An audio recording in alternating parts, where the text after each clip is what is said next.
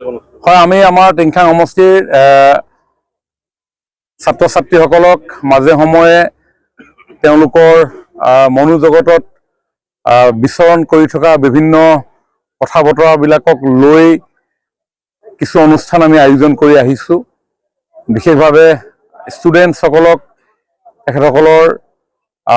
তেখেতসকলৰ সন্মুখীন হোৱা বিভিন্ন সমস্যাৰ পৰা আৰম্ভ কৰি মটিভেশ্যনেৰে তেওঁলোকৰ ইচ্ছিত যি জীৱনৰ এম্বিশ্যন তাত উপনীত হ'ব পৰা যায়, তাৰ কাৰণে বিভিন্ন ধৰণৰ প্ৰগ্ৰেম আমি কৰোঁ।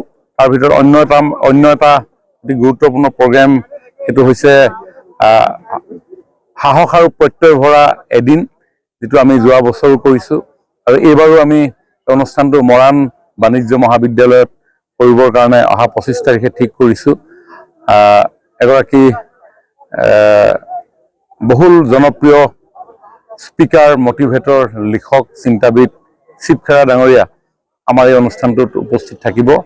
আমাৰ ছাত্ৰ ছাত্ৰীসকলক এই অনুষ্ঠানটোলৈ আহিবৰ কাৰণে মই আহ্বান জনাইছোঁ, যাতে শিৱ খেৰা ডাঙৰীয়াৰ সাৰগৰ্ভ বক্তৃতাৰে, মটিভেশ্যনেল স্পীচৰ জৰিয়তে তেওঁলোক উপকৃত হয়।